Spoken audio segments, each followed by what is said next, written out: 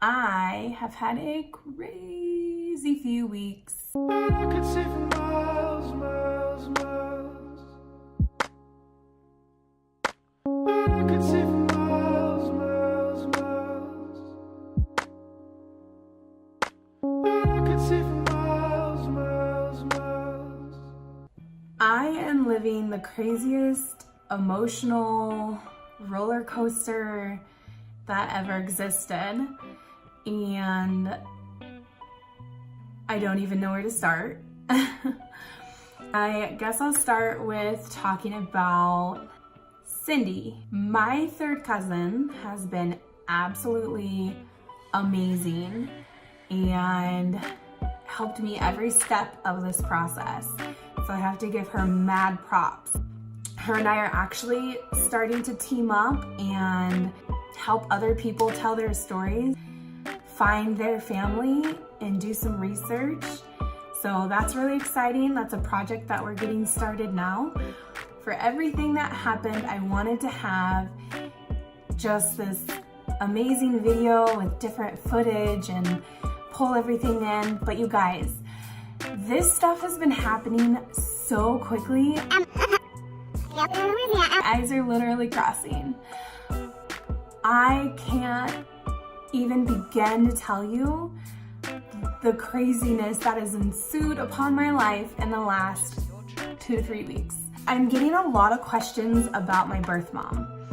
People are wanting to know if she's alive, if I've reached out to her. If you watched my last video, then you know that I was actively looking for Melissa.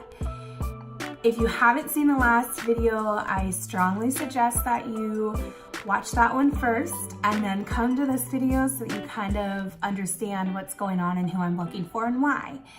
I'll leave a link for that in the description, so hop on over and watch that one and then come back. I found a death record for Melissa, but I also found an active phone number for her. And so for, I don't know, 24 to 48 hours, it was kind of touch and go. Like, I didn't know for sure if she was alive or if she just didn't want to be found. So I had this phone number and I called and I left a voicemail. I just said, hey, I'm looking for Melissa. She's my birth mom. If that's you, please give me a call back. If not, I'm totally sorry. And about, I want to say 10 minutes later, the number called me back and I was ecstatic. I was so excited. But it rang twice, and before I could even answer it, it hung up. And so I wasn't gonna take that for, maybe that person called me back by accident, didn't mean to, I don't know.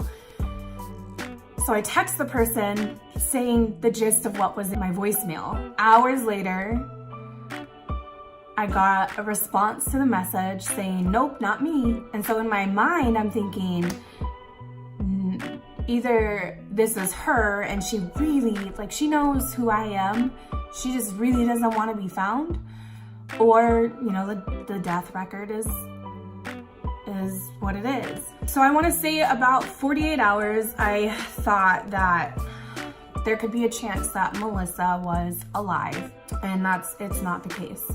So unfortunately, she has passed, and as I'm looking at this death record, I'm noticing that the time frame is matching up from the last time her and I talked. And the last time her and I talked, if you watched my other video, you know that it wasn't a great conversation, but I remember hanging up on her.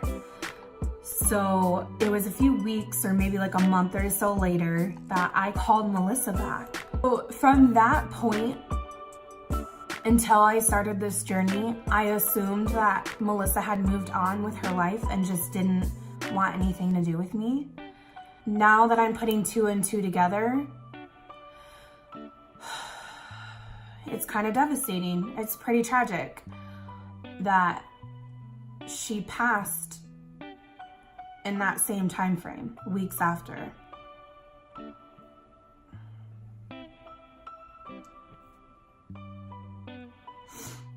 So there's no chance of meeting up with her and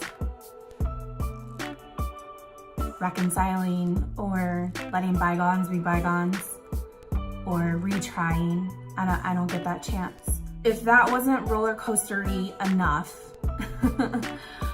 I was really busy one day. I believe it was a Sunday. Sundays are just crazy in my house. And I got a message from my third cousin saying, "Hey, what are you doing? We need to talk." And like rapid fire messages. But I was driving, and then so I didn't see these messages, and I got home, I was unloading groceries, and I finally look at my phone, and she says, "Are you sitting down?" And I was like, oh my gosh, I can't take anymore, like right now. Yes, I'm sitting down, but for the love, oh my gosh. And she says, "I found your cousin," which would be my first cousin. And I lost it. Like I started crying. Obviously I'm emotional now. It's just so, I never thought it would happen. And so I'm going from this low of Melissa passing to this extreme high of it happened. I found them. Her name is Tasha, and her and I talked for hours and hours and hours. And we finally set the date to meet up, and we did that.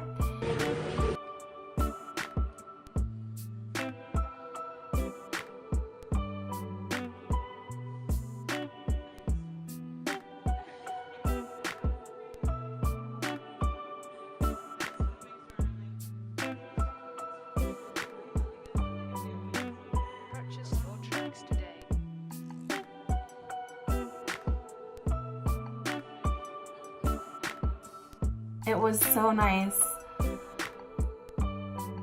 to be around her.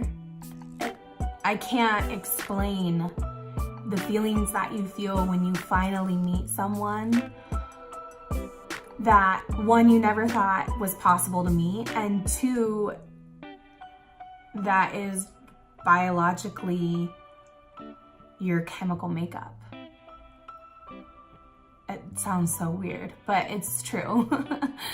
And we went out to dinner, and it was great, and we're planning lots of fun this summer. She has a brother who I haven't met yet, but we are hoping to meet up in the next few weeks. I've been talking pretty much every day to my aunt, who's freaking awesome, and I've learned a lot from her just about Melissa and why things are the way they are or were at that time.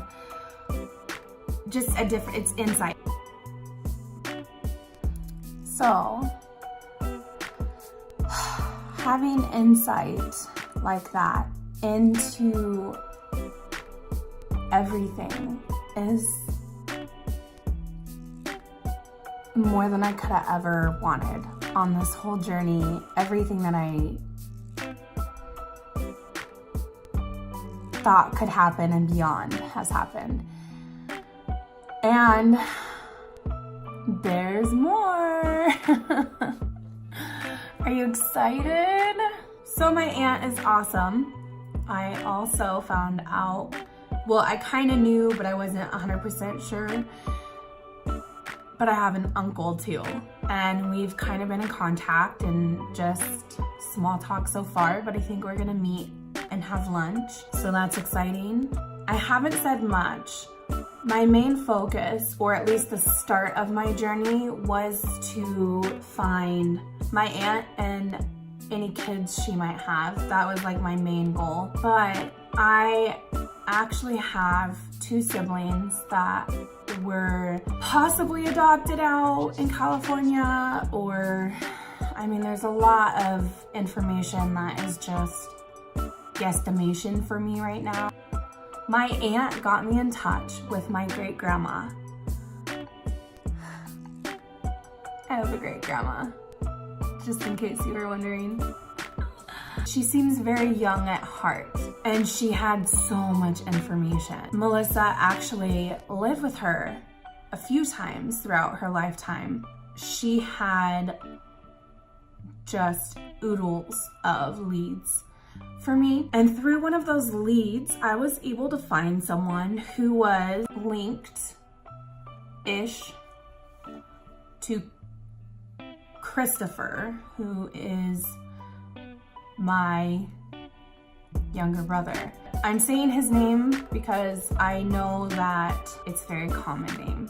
I feel like he's safe, but I do want to respect their privacy. I have not reached out to Christopher yet. I'm still trying to make the decision if I am going to open that door, because I did find him and he has been in and out of prison and is currently serving one of his terms.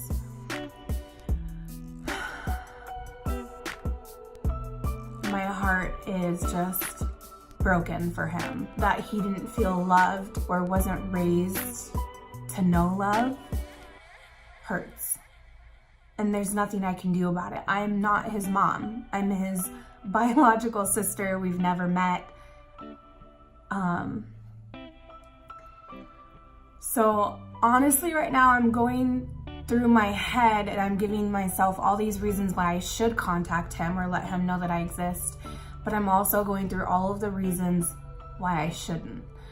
And I'm trying, it's a weird balancing act that I'm playing right now. I have a family and I have a good life, and I do have to protect that.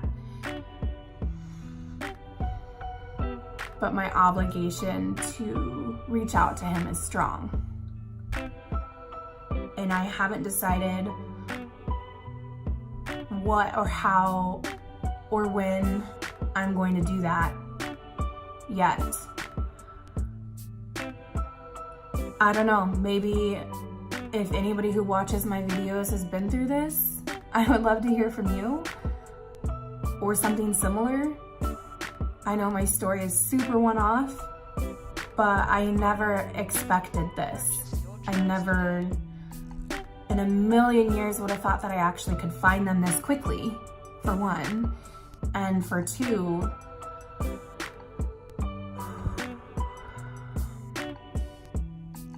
it's a lot to take in. It's a lot. I'm the oldest sister, and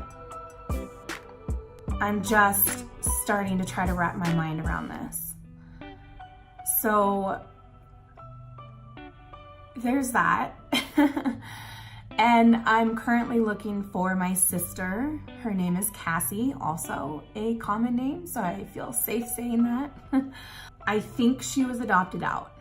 I think she had a decent life from what I have found out so far, or what I've seen, which isn't much. But I've been told that she was adopted out, which is probably why she's a bit harder to find.